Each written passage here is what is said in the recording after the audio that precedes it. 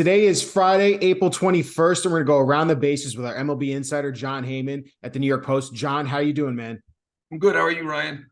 I'm doing well. We want to start off with the New York Mets and Max Scherzer. Obviously, everyone saw what happened the other day when Max Scherzer was ejected for using a sticky substance after MLB umpires on the field felt his hand and said it was too sticky after they told him to wash it off. And he was ultimately suspended for 10 games. He chose originally to appeal the suspension, but then last night he spoke before the game against the Giants and said he's going to accept the punishment. What did you make of the entire situation, both MLB deciding to hand out this 10-game suspension and for Max Scherzer saying it's only rosin and sweat in that situation? Yeah, first I'll say MLB is well-intentioned. I think the umpires are well-intentioned. I don't think they're looking for headlines. I know it is a little odd that Phil Cuzzi has been involved in the 3 times they've actually quote unquote caught a pitcher with too sticky of a hand or fingers. There's 100 umpires. It's going to be a very, very difficult situation because everybody has a different standard apparently for how sticky something should be or what's too sticky. It's really inexact. And, I understand judgment calls. There's going to be a lot of judgment calls in baseball. Check swing, ball and strike is obviously a judgment call. Even the timer, the umpire could give a little bit of leeway, be judicious on occasion. In this case, it's a judgment call, and it's about somebody's integrity. It's not really, in Max Scherzer's case, the couple more innings he was going to pitch because he wasn't pitching great. So if it was a 2 or 3 more innings he had in that game, and obviously 2 starts now with the 10-game suspension that he's accepted, which isn't great, but it's more about his integrity. We're talking about a first ballot Hall of Famer here, and to go on judgment, I think, is difficult. I'm not sure what the solution is. Obviously, in the case of Hector Santiago, they impounded the glove, they investigated the glove, and they found something. That would be better. Obviously, in a PED case, you've got a test, and the test shows whether a guy cheated or not. And we know if a guy cheats. In this case, it's kind of the opinion of 1, or in this case, 2 umpires, that hands were too sticky. So I think that's a bit rough. I'm not sure what the solution is other than have a lab at all the ballparks and test. In this case, the hand, couldn't really impound his hand. I just think it's important enough that maybe they should try to figure something out rather than rely on the judgment of an umpire, particularly now that we see none of the other 100 umpires have ever made this judgment. Right. I mean, you think about it. I mean, it's a little arbitrary when you think about it's all judgment based. I mean, how much rosin is too much rosin? And it's hard to believe that we're having these conversations in baseball because it's like rosin is an MLB approved substance for the pitchers to use, and they're going to sweat, and it's going to happen. And the stickiness is natural. That's what's part of it. And that's how you determine whether or not it's too much. And like you said, it's only been one umpire, and Phil Cuzzi, who's ejected 3 pitchers, taken 3 out in this situation. So nothing against him. I mean, I think he's trying. He's doing his best, and obviously at this point we have to conclude he has a different judgment of sticky stuff compared to some of the other. Maybe the other umpires are too lenient. I don't know. That would be my follow-up to this: is there something to MLB saying we need to be a little bit better with like Phil Cuzzi? Like he's right. Like he's determining it's too much stickiness on the pitcher's hand. Is that the level it needs to be, or is there? I mean, do they need to bring in the tack ball that's in Japan? It'd be better to have a tacky ball. That's number one. But since they do not use the tacky ball, they're going to have to figure this out, and it's impossible to get everybody. It's a rule, but it's really a standard more than a rule. It's not hard and fast. There is gray area here. It's a little confusing. The umpires implied they believed there was something beyond rosin and sweat, but they didn't know what it was. I mean, I think you need a lab at all these ballparks. I don't know. We saw Scherzer say that he washed his hands, but he said he washes his hands with alcohol. Now, I had an former all-star pitcher, tell me that alcohol mixed with rosin can cause some stickiness. Now, I would think Scherzer would know this, but, to me, to judge a guy on something that's about his integrity, you better be sure what it is, or better know this exact standard of how sticky it can be. That's That's my issue with it. Other than that, I mean, I think MLB is well intentioned. I think it's good that they're getting the sticky stuff out of the game. I can't say the rule's been a total failure because I think the sticky stuff is probably way down. I mean, and I think you're right, though. The tacky ball might be the solution, and I'm not sure why we haven't gone there. Right. I think I've heard the tacky ball. And the other thing, real quick, just to wrap all this up, was monitoring the RPM on the pitch. Like, are these pitchers RPM? Is the spin rate higher than normal for these guys? But that still is circumstantial. Right. My issue is that it's about someone's integrity. You better be sure. I watch a lot of forensic files. Eyewitness accounts aren't so great. The circumstantial evidence is sometimes wrong. It's better to have the hard and fast evidence and not be a gray area when you're talking about somebody's integrity. Well, that was a big topic for us, obviously, and it's going to be discussed even more further as we're going on in this season.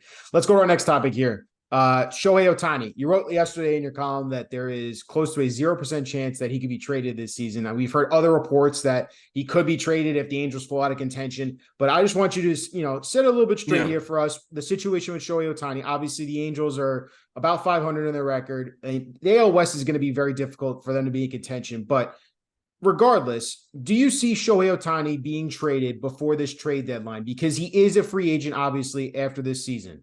Yes, just to clarify, I quoted somebody saying that there was a 0% chance. That is one person's opinion. Obviously, the situation is fluid to some degree. People change their minds. There's a lot of factors. The Angels completely fall out of it.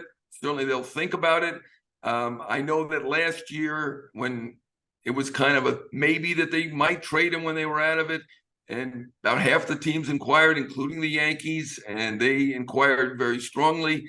The owner did not even want to talk about it, didn't want to hear what the offers were, if they even got to the point of making offers. There were certainly inquiries, and they could have gotten a lot for him. I think that was really the time to trade him. Now, with a half year to go, obviously still going to get a big value because whoever gets him has an extra few months to convince him to stay long-term, which is really the goal of all these major market teams.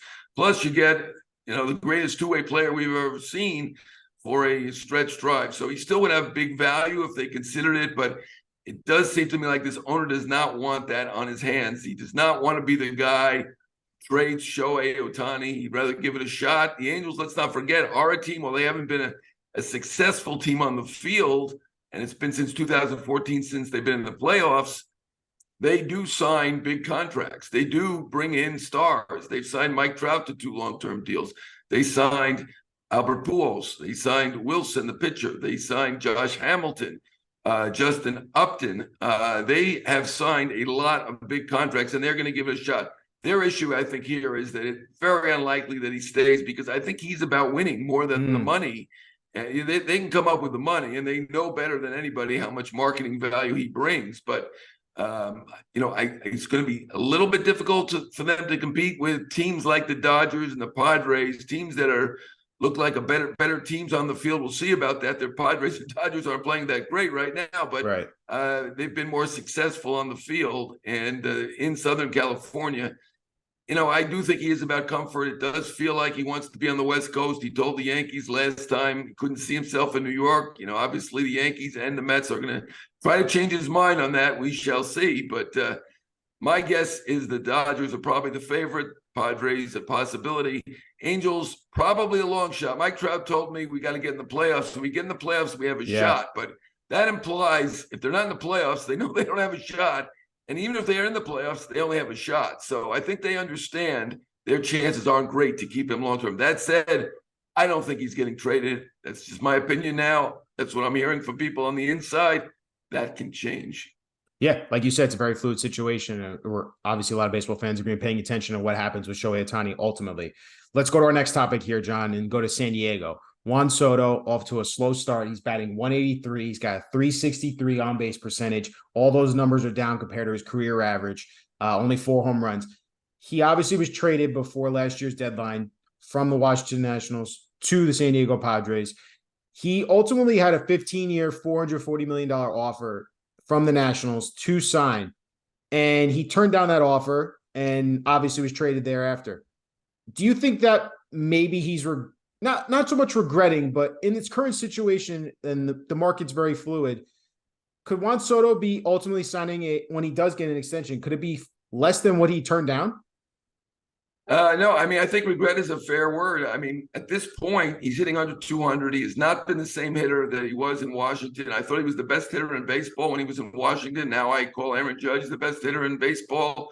I mean, you can't be hitting under 200 and be called the best hitter in baseball. And he has just really not been great since he got to San Diego. If you look at his OPS plus, I mean, he's still solidly above average thanks to all those walks and some occasional power. But I mean, he had a 390 slugging percentage last year in San Diego. I mean, you don't trade 5 big time prospects for a guy with a 390 slugging percentage. So he obviously has not been the same player. You know, we know that it was a $440 million offer. We don't know if there was some deferred, but let's assume that it was $440 million. You know, at this point, he's going to have to show more to beat that contract. He's not going to be, no one's giving him $440 million or more as a 200 or sub 200 hitter. So he's going to have to hit more. I don't think he regrets it, simply because I think he has confidence in himself that he's going to do better, start being the hitter that he was in Washington, and get that $500 million plus contract that he was obviously aiming for. So I don't know that he regrets it yet, but if this goes on much longer, he may start to regret it. One little caveat is obviously the Nats are not very good right now. So if he had signed long-term with them, he'd have that kind of negativity to deal with. He is on a team that's very, very, very talented. I think part of it is he's dealing with that pitch clock. And, you know, some guys are dealing with it better than others. By and large, it's been fantastic for baseball, great for the fans, which is ultimately what the game is really about. But some of the players are still adjusting. I think he's one of those players. I think he'll get it back together. And I think ultimately he will beat that $440 million. But that's a good question to ask right now, because he does not look like a $440 million player. No, he doesn't. But he's, like you said, he's on a really good baseball team and a stacked lineup. Obviously, they got Fernando Tatis back last night in his first game back from suspension. And you can just see the potential there, obviously. Let's wrap all this up, John. Like I said, we're a little over 20 games into the season. There are some teams that are off to slow starts, and I wanted to ask you what team or one or two teams that you're seeing right now that are a little concerning of the start they've gotten off to so far. Yeah, we've seen some surprisingly mediocre starts from teams that we expected to be really good, and I still have faith in most of those teams. I still think the Dodgers are going to be good, not as good. Obviously, they're not going to win 111 games. I still think the Phillies are going to be good. I think, obviously going through the World Series, I think some of the pitching is maybe a little bit tired. Obviously, they're missing Harper. They're missing Hoskins. Harper, I do expect to be back in a couple, maybe 3 weeks. I still have faith in the Phillies. I'm not giving up on most of these teams. The Padres were my World Series team. So, they have tremendous talent. Now that Tatis is back, once they get Musgrove going, they should still be good. Cardinals, a little more concerned there due to the pitching. I love their lineup. Obviously, they've got some great young players there. I still think that team could come back. They've dug themselves a little bit of a hole behind Milwaukee. The two teams that I think people had some hopes for that I am very concerned about would be the White Sox and the Giants, two 500 teams last year. Giants are an interesting team. They won 107 games 2 years ago. We thought that was a little bit above, maybe playing above their pay grade. And then they won 81 last year. Now they look like they're going to win far less than 81. They do not look like a good team. Obviously, they tried for Judge. They tried for Correa. They tried for a lot of big Nimmo. A lot of big players didn't get them. And it feels like they're really in for a long season. The other team is the White Sox, which everybody loves. The White Sox. On paper, they have 5 viable starters. They look like they have a lot of great young talent. They were only 500 last year. I know we blamed it on Tony La Russa. I don't think it was his fault, but he took the blame. They got a new younger manager, Pedro Grifol in there. Looks like he knows what he's doing, and they still have a very talented team, but they still have the same old problems, a lot of injuries, some underperformance. That's the team that I think people saw as a playoff team that I think is some team to worry about, because This is now going on a couple of years for them. At this point, I don't believe you can blame a manager for everything. He obviously made a couple mistakes with the intentional walks, but it wasn't his doing that they finished 500, and right now they're below 500. So that's the team that I'm most worried about. Little worried about the Cardinals, which was my pick in that division and everybody else's pick because of the pitching. Right now, obviously, Wainwright has been injured. Michaelis is not pitching like he can, and Montgomery looks like their best pitcher. So the rotation looks like an issue. So I'd say I'm very worried about the White Sox, and definitely some worry about the Cardinals. And finally, I just want to wrap all this up, John, with Madison Bumgarner released by the Arizona Diamondbacks. What did you make of that? And obviously that the Diamondbacks were willing to eat the $35 million that was left on his deal. Yeah, I mean, it's always a little surprising when someone has 30, 35 million left and they get DFA'd. Guy who's been a big star, particularly in the postseason, one of the greatest postseason pitchers of all time. I do think somebody will take a chance on him. My initial thought was the Yankees. They have two starting pitchers out right now, Rodon and Severino. Obviously, Clark Schmidt has not been great in New York. Doesn't feel like Brian Sabian is now part of their front office, and he's the guy who brought Mad Bum to San Francisco and won 3 World Series for him. So I wouldn't rule it out, but they're a little bit leery of what's going on with Bumgarner. His stuff has not looked good.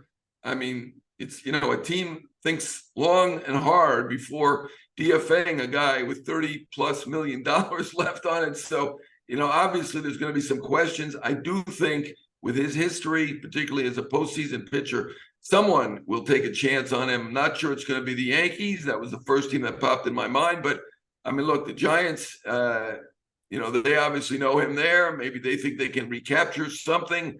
Their starting pitching has not really been their issue to this point. But I could see them going back and trying to recapture something with Mad Bum because he once was a great pitcher for them.